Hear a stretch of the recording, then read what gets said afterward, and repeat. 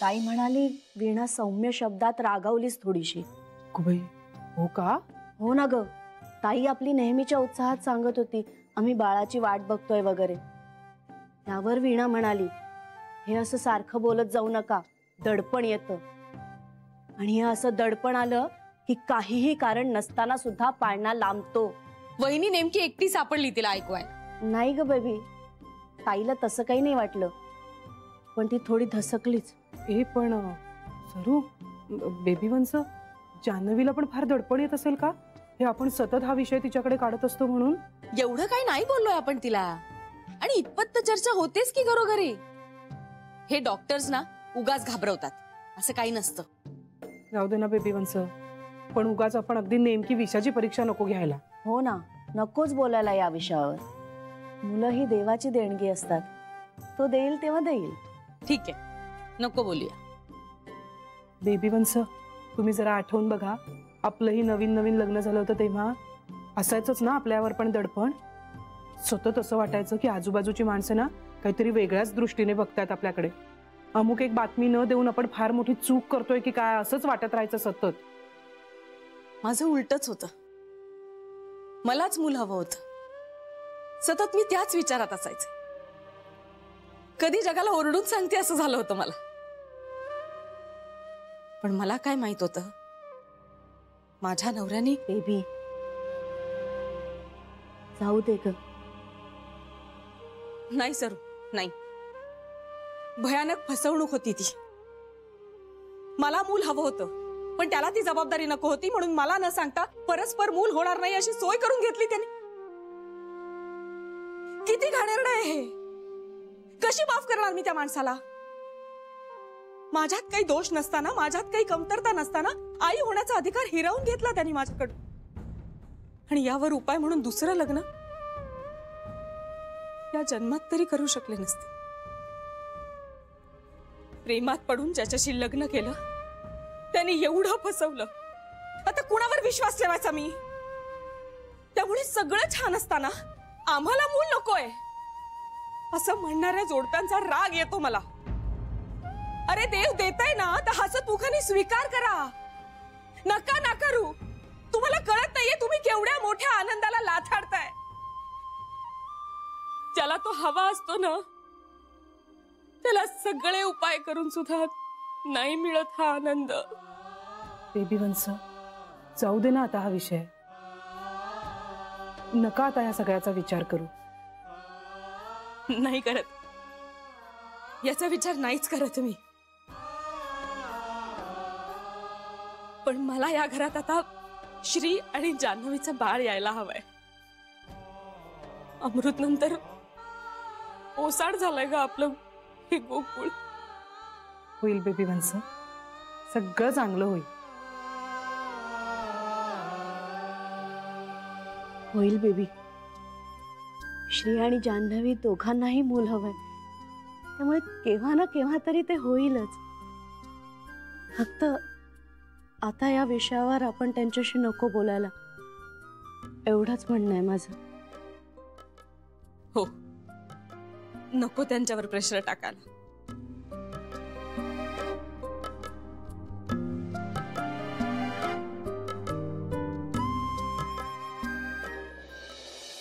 पण मग आई सध्या हा विषय काढतच नाहीये का? नाही, सध्या नाही. कारण तिला असं वाटतंय की तिचं म्हणणं तुला पटलंय आणि तू मला समजवणार आहेस, म्हणून ती शांत आहे. पिंट्या, तुझ्या मनात नक्की काय चाललंय? काही यार, लग्न हे बघ दूर दूर तक कोई चान्स नाही. आणि आई जे काय माझ्या मित्रांची उदाहरणं देऊन सांगत असते ना, अगं ताई ते माझ्यापेक्षा खूप मोठे आहेत वयाने. आणि तूच सांग ताई, हल्ली 23व्या 24व्या वर्षी कोणी लग्न करतं का? हल्ली मुली तरी 18 किंवा 20व्या वर्षी लग्न करतात का? नाही ताई. हल्ली प्रत्येकाला स्वतःचं करिअर करायचं असतं, स्वतःच्या पायावर उभं राहायचं असतं. प्रत्येकाला प्रत्येकाच्या संसाराची जबाबदारी स्वतः घ्यायची असते. आणि ताई, लग्न करण्यात वय हा एकच महत्वाचा मुद्दा आहे का? बरोबर आहे, तुझं म्हणणं अगदी करेक्ट आहे. फक्त एकच सांगते पिंट्या, शेवटी ना कुठेतरी थांबावं लागतं. म्हणजे आजच्यापेक्षा चांगली नोकरी उद्या मिळेल, परवा कदाचित तू स्वतःचं घर घेशील. आता ह्यापैकी कशाला तू नक्की स्वतःच्या पायावर उभं राहणं म्हणतोयस ह्याचा तू विचार कर. आणि वय हा काही डिसिसिव्ह फॅक्टर नसला तरी तो महत्वाचा आहेच. बघितलंस, तू आता बोललीस माझ्याशी, म्हणजे तुझं म्हणणं काय ते माझ्यापर्यंत नीट पोहोचलं. पण आईला बोलायचंच नसतं माझ्याशी, तिला फक्त डोक्यावर बसायचं असतं माझ्या. आणि मला एक गोष्टच कळत नाहीये तायडा की हे लग्नाचं सगळं मध्ये सुरू कुठून झालं. एवढे दिवस काहीच नव्हतं, अचानक एक तिच्या डोक्यात आलं काय, नंतर तो मुद्दा महत्वाचा होतो काय, काय चाललंय ना देवालाच माहित. आणि तायडा तुला एक सांगू, आत्ता माझ्या डोक्यात कुठली गोष्ट असेल तर ती म्हणजे आत्ता मला मिळालेली नोकरी टिकवणं. ताई मला पैसे कमवायचे आहेत, आई बाबांना खुश ठेवायचे आहे. आणि जरी मी आता लग्न केलं तरी मी त्यात रमणार नाही ताई. माझं लक्षच नसणार आहे त्या संसारात. आणि जर का असं झालं तर ती जी कोणी मुलगी असेल तिच्यावर अन्याय नाही का होणार? हे बघ पिंट्या, तुला कोणीही लग्न करण्यासाठी फोर्स करू शकत नाही. आणि काही झालं तरी मी तुझ्या बरोबर आहे. अरे मी आहे, श्री आहे, बाबा आहेत. त्यामुळे तू आता सध्या तुझा फोकस हलू देऊ नकोस.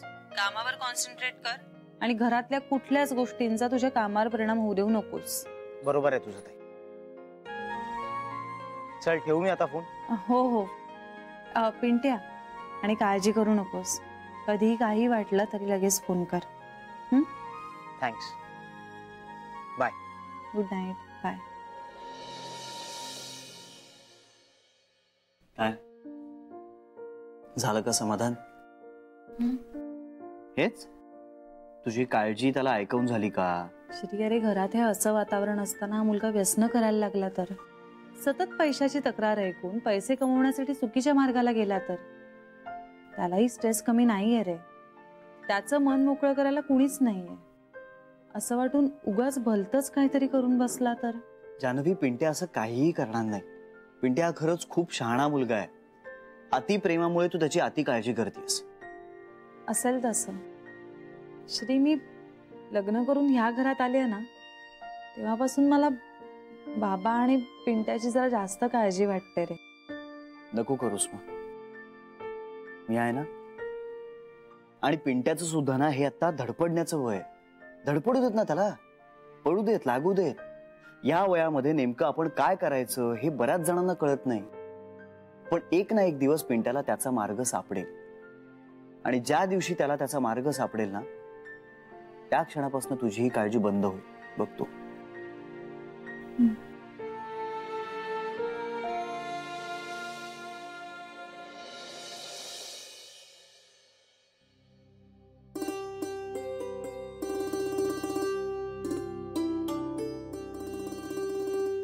सरे, मला रात्रभर झोप नाही आली ग. त्या वीणाचे शब्द असे घुमत होते मनात. आपण खूप त्रास दिला का ग मुलांना? पण मग मी आता काय करू सांग ना.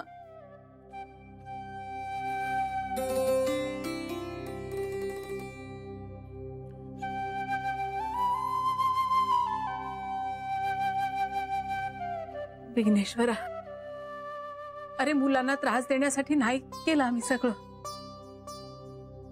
आम्ही आमची स्वप्न बघत होतो रे. खरं सांगू, आमच्या ह्या गोकुळात श्री आणि अमृतच्या नंतर छोट्या बाळाची पावलं दुडदुडलीच नाहीत रे कधी. श्रीचं सगळं बाळपण वडिलांच्या सहवासाशिवाय गेलं. मन दुखरं झालं ना की साध्या साध्या गोष्टींनी सुद्धा डोळ्यात पाणी येतं ना, तसं झालंय आमचं. भूतकाळ आठवला की अंगावर काटा येतो रे. पण मग भविष्यातलं सुख खुणावायला लागतं. नाही, आता सगळं चांगलं चाललंय रे. आता कमी असली ना तर फक्त एका चिमुकल्याची आहे म्हणून बोलतो आम्ही हे सगळं. आता एकच इच्छा आहे आमची, श्री आणि जान्हवीनी आनंदात राहावं आणि त्यांच्या कडेवर एक छोटस कोंडस बाळ असावं. करशील ना रे आमची इच्छा पूर्ण? लवकरात लवकर करशील ना?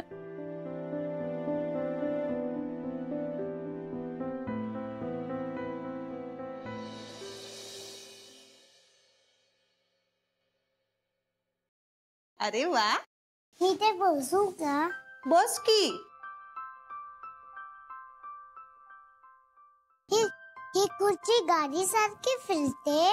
हो, त्याला पण गाडीसारखी चाक आहेत की नाही खालती. कुणाबरोबर आली आहेस तू? आई बरोबर. हो, मग तुझी आई कुठे आहे बाळा? तिथे. काय नाव काय आईचं तुझ्या?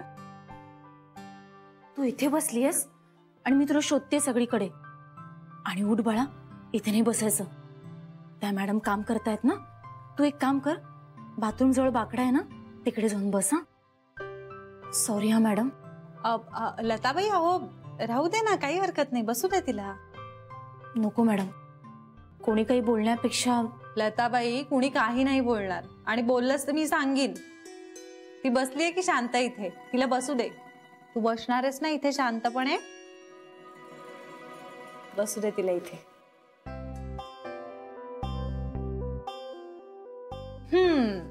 नाव काय तुझं? ओवी. ओवी, हे छान आहे ग तुझं नाव. तू शाळेत जातेस? कधी कधी. बाबांचं नाव काय तुझ्या? गणेश. काय करतात बाबा? मला माहित नाही. माहित नाही. आत्ता कुठे आहेत बाबा?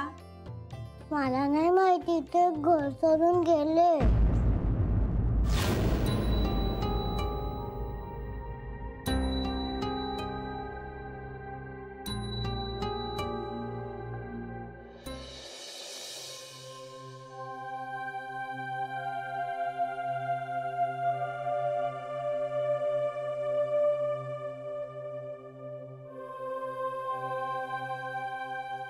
जान्हवी,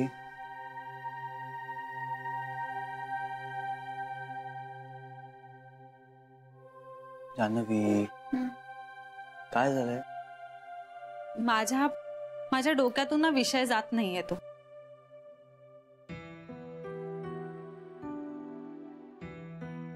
बस बस.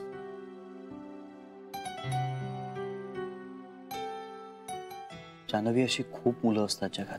नाही, मी नाही इंटरॅक्ट केलंय कधीच अशा कुठल्याच मुलाशी. खरंच नाही. अरे, एवढीशी होती ती मुलगी. मी तिला विचारलं तर किती सहज म्हणाले ती, बाबा घर सोडून गेलेत. मी गप्पच झाले रे. म्हणजे माझी हिंमतच नाही झाली पुढे काही बोलण्याची. श्री, तू जेव्हा तुझ्या लहानपणाबद्दल सांगायचंस ना, तेव्हा पण मी अशीच डिस्टर्ब व्हायचे रे. पण तू आता मोठा झालायस, म्हणजे हळूहळू का होईना ती जखम भरली गेली असेल ना. पण तिचं काय, केवढूशी आहे ती. तिला काय वाटत असेल रे ह्या सगळ्याबद्दल? म्हणजे कारण कळत नसतील, परिणाम कळत नसतील. फक्त कायम आजूबाजूला असलेला एक माणूस एक दिवस दिसेनासा झाला, एवढंच कळलं असेल तिला. कसा अर्थ लावला असेल तिने या सगळ्याचा? सवय होते त्याची. मी माझ्या अनुभवावरून सांगतोय तुला. असे प्रश्न पडतात ना, प्रश्न पडतात, पण याची ठोस अशी कधी उत्तर मिळतच नाहीत अगं. मग नंतर हे सगळे प्रश्न, हे विषय मनाच्या कुठल्या तरी मागच्या कप्प्यात टाकले जातात. खूप त्रासदायक असतं हे सत्य. पण मग आपल्याला हे सत्य पचवण्यापलीकडे दुसरा काही पर्यायच नसतो. मग पुढे पुढे या सगळ्याची खरंच सवय होते आपल्याला. कशाचं काहीच वाटेनासं होतं. पुढे पुढे ना, म्हणजे आता ओवीला ह्या सगळ्याचा त्रास होतच असणार. हो, होत असणार. मला तिचं माहित नाही, पण अदरवाईज ह्या विषयावर ना फारसं कधी बोललं जात नाही लहान मुलांशी. म्हणजे पालक लहान मुलांशी बोलत नाहीत, कारण आपण लहान असतो आणि आपण बोलू शकत नाही, कारण मोठी माणसं आपल्याला गप्प करतात. ठीक, पण किती घुसमट होत असेल रे अशाने. म्हणजे श्री, तरी हे बघ, मला तुलना अजिबात नाही करायची, पण तुझ्या लहानपणी तुला सांभाळणारी माणसं तुझ्यावर जीवापाड प्रेम करणारी माणसं होती तुझ्या आजूबाजूला. अरे आई आजी होत्या खंबीर, आर्थिक परिस्थितीही चांगली होती. पण ओवी, म्हणजे मला तिचं बॅकग्राऊंड माहिती नाही, पण मला नाही वाटत तिला सांभाळणारी माणसं तिच्या जवळ आहेत. असं असतं तर लताबाई तिला बँकेत घेऊन आल्याच नसत्या ना. मला अशा आयांची खूप दया येते. काय माहित नवऱ्याशिवाय ही बाई ओवीला कशी वाढवत असेल. अरे पण त्या निष्पाप जीवाने काय करायचं? तू म्हणतोस ते बरोबर आहे. आपण ना जजमेंटल होत असतो, म्हणजे समोरच्याची बाजू समजून न घेता आपण त्याला दोष देऊन मोकळे होतो. पण काय करेल ही बाई जर उद्या तिची नोकरी गेली तर? ते पिल्लू काय करेल छोट? मी त्या छोट्या मुलीला विचारलं, तू शाळेत जातेस का? तर मला म्हणाली कधी कधी जाते. ती काय करत असेल ती? ऐक जान्हवी, ऐक माझा, शांत हो, ऐक. ओवीच्या आईशी बोल तू. बोल त्यांच्याशी. त्यांना म्हणावं की तुम्हाला जी काही मदत हवी ना ती आम्ही करू. तुम्हाला काही आर्थिक मदत हवी असेल तर तीही सांगा, आम्ही तीही करू. किंवा याही पेक्षा काही वेगळं हवं असेल ना तर कुठलाही संकोच न करता प्लीज आम्हाला सांगा म्हणावं. जान्हवी, तू काहीही काळजी करू नकोस, आपण त्यांना करू मदत. ओवीच्या बाबांना शोधायचं असेल किंवा काही उद्योगधंद्यासाठी काही मदत हवी असेल तर तीही करू आपण. आपल्याला जेवढं शक्य आहे ना तेवढं सगळं करू आपण त्यांच्यासाठी. जान्हवी, शांत शांत, रडू नकोस, आपण त्यांना सगळी मदत करू. शांत शांत.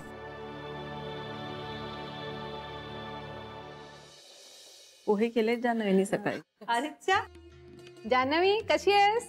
मी मस्त. ये ना, बैस. का गडबडीत आहेस? ती सारखीच गडबडीत असते. बस ना जरा वेळ. नवीन IVF सेंटर सुरू करते. उद्घाटनाला मॅडमना बोलवायचंय. त्या नको नको म्हणतात. तू सांग ना त्यांना. अगं मी कशाला, माझ्याच्याने होत नाही ग आता. मॅडम, माझी इच्छा आहे म्हणून या. तुमच्या सोयीनं या. कार्यक्रमाची वेळ तुम्ही म्हणाल ती ठरवूया. फार माणसं नको जमवायला, थोडक्यात करू. पण याचं उद्घाटन तुमच्या हस्तेच व्हायला हवंय. आईजी जा ना. जाना नाही जान्हवी, जाऊया ना. तुम्ही सगळ्यांनी या कार्यक्रमाला यायचंय. मॅडम, बघा तरी मी किती इक्विपमेंट्स आणि फॅसिलिटीज उभ्या करू शकले आहे. आणि यावर तुमच्या सगळ्या सूचना आणि मतही हवी आहेत मला. बरं ठीक आहे, जाऊया. Thank you madam. वीणाताई, एक विचारू? आई म्हणत होत्या की तुमच्या त्या टेस्ट ट्यूब सेंटर मध्ये 55व्या वर्षी एका बाईला मूल झालं. हो का? हो अहो, शास्त्र आता इतकं पुढं गेलंय की अशक्य असं काहीच नाही. इच्छा असणाऱ्या आणि थोडासा पेशन्स ठेवण्याची तयारी असणाऱ्या कुठल्याही जोडप्याला योग्य ट्रीटमेंटनं मूल होऊ शकतं. पण मग ह्या सगळ्या ट्रीटमेंट खूप खर्चिक असतात? नाही, सगळ्याच नसतात. आणि प्रत्येक जोडप्याला त्या सगळ्या लागतातच असंही नाही. म्हणूनच आमच्याकडे अगदी बेसिक काउन्सिलिंग पासून ते पूर्वी ज्याला आपण टेस्ट ट्यूब बेबी म्हणायचो त्या IVF ICSI पर्यंतच्या सगळ्या ट्रीटमेंट आम्ही देतो. पण मग इतक्या उतार वयात जर एखाद्या बाईला मूल झालं तर त्या बाईला त्याचा त्रास नाही होत? काय असतं, निसर्गानं नेमून दिलेल्या वयात सगळ्या गोष्टी वेळच्या वेळेवर झालेल्या केव्हाही चांगल्या. पण म्हणून काही उशिरा मूल झालं म्हणून प्रत्येक बाईला त्याचा त्रास होतो असंच काही नाहीये. आणि त्या मुलावरही काही परिणाम नाही ना होत? नाही, छान धडधाकट मूल जन्माला येऊ शकतं. पण मला नेहमीच असं वाटतं की मूल जन्माला घालून प्रश्न सुटत नाही. त्याला चांगलं वाढवण्याची शारीरिक आणि मानसिक ताकद आपल्यामध्ये आहे का याचा विचार करायला हवा. आणि लोक हा विचार करत नाहीत. दर 5 वर्षांनी आपल्या शरीराची पडझड होत असते. आणि मुलाच्या मागं मागं काय कमी धावावं लागतं का? अहो, 55 वर्षाची बाई पुढची किती वर्ष त्या मुलाच्या वयाची होऊन त्याच्याबरोबर खेळू शकेल हा विचार करायला नको का? हो ना, तेही खरंच आहे म्हणा. वीणा, मला काय वाटतंय, तू ना उद्घाटनाचा कार्यक्रम सकाळच्या वेळेला ठेव, म्हणजे मग आईना येता येईल. संध्याकाळी दमून जातात ग, नाही जमत त्यांना. मग एक मिनिट हा, मी जरा हा फोन घेते. हो हो घे ना, काहीच हरकत नाही. हॅलो ताई अगं पिंट्या, हॅलो. अरे ऐकू नाही येते काही. अगं अगं आईचं डोकं सकाळपासून परत फिरलंय. हॅलो ताई, ऐकायला येतंय का? हो हो हो. काय रे, काय झालं? अगं आज परत कुठल्या तरी वधूवर सूचक मंडळात जाऊन माझं नाव नोंदवून आले आणि माझ्याही मागे लागले तू चल म्हणून. यार ताई तू ये ना ग प्लीज. हो मी येते, मी आता लगेच निघते. ठीक आहे, ये लवकर. थोड्या वेळात येते पिंट्या. हा बाय. हा बाय.